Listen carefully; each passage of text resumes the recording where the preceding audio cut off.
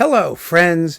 This is Dave Hurwitz, executive editor at ClassicsToday.com, here with reference recordings. And today we're talking about the Brahms Piano Concerto No. 1. And I chose this particular work to talk about because it represents a very, very interesting case. I mean, all of these are interesting in terms of how the discography works and has worked over time. But the Brahms Piano Concertos we've already discussed as a pair, as an album, as a collection. And the reference recording for that was the Joachim Gillel's Brahms Piano Concertos. And some people had Fleisher Szell and some people had others. But the fact of the matter is the Brahms Piano Concertos have been played by so many people, and they're so rich in interpretive possibilities, and they're so different from one another that it really makes sense to think of them both together and separately. There are other works where that's possible. For example, the two Elgar symphonies, usually things that come in pairs. For example, where some people get Symphony No. 1, some people get Symphony No. 2, very few people get both. We can go through those. But the fact of the matter is that the Brahms Piano Concerto No. 1 has one of the most remarkable reference recordings of any work that I can think of, because there are three reference recordings, and it has nothing to do with the pianist. It's all about the conductor, and the conductor is George Szell, who recorded the work 3 times with 3 different pianists. So let's take a look at what they are. First, there is the extremely famous Fleisher Szell, or Brahms Piano Concerto No. 1, which is just unbelievably famous. And then there's the Rudolf Serkin Szell Brahms Piano Concerto No. 1, which is unbelievably famous. And then, those are both on Sony, by the way. And then on Decca, there is the Clifford Curzon Brahms Piano Concerto No. 1. This is with the London Symphony. The other 2 are with the Cleveland Orchestra. Now, the Curzon recording seems to have fallen by the wayside in popular memory. I don't know why. It's a fabulous performance. It's marvelous. Extremely highly regarded naturally in the UK. Less so elsewhere because we had these. But what everybody agrees on is that the guy that basically owns the accompaniment, the orchestral part of the Brahms First Piano Concerto, was George Szell. Nobody matched him when it came to the opening tutti of the first movement, or, other people matched him. When I say things, nobody matched him. It's obviously a matter of personal taste. But he was really generally acknowledged as your Brahms First Piano Concerto guy, hence the fact that he recorded it 3 times.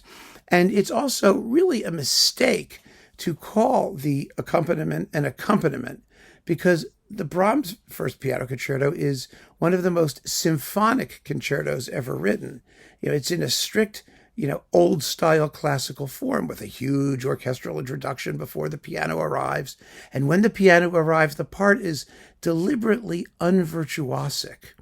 The opening, the piano entrance in this concerto is one of the most beautiful and haunting things in the entire classical repertoire. The piano just comes in with da da da da da da da da da da da ba da da da da da da. It's so there's so much humility in the way that the piano approaches the orchestra, which has been boiling like crazy, up until that point just about. And that's really the essence of the work, because what Brahms has done is to establish 2 very distinct personalities, one for the soloist and one for the orchestra, and they're going to share material and learn to get along, to cooperate as the movement progresses.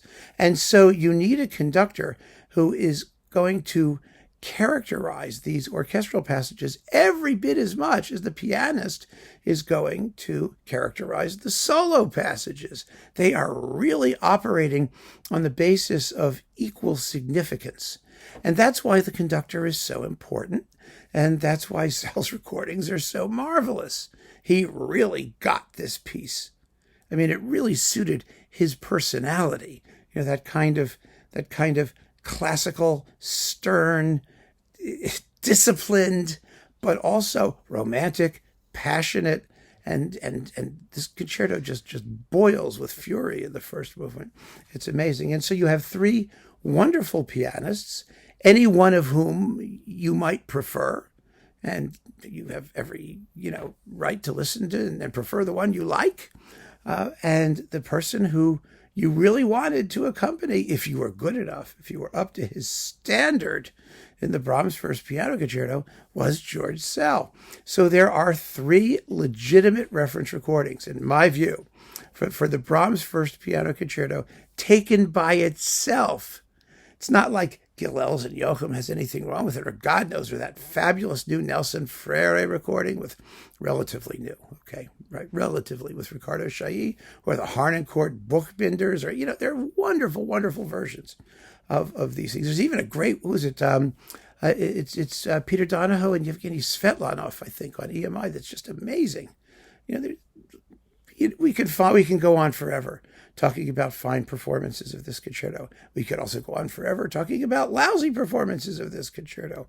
But when you are thinking of the essence of the work for reference purposes, what it can be in terms of both the conducting and the piano playing, these three are your references. And it's up to you to decide which one you want to choose. I don't choose. I think all three of them are references, and I keep it that way because we don't have to choose. Actually, we can enjoy all three equally well, or in whatever proportions we want. That's the joy of this exercise, isn't it? So keep on listening, friends. Thanks so much for joining me. Take care.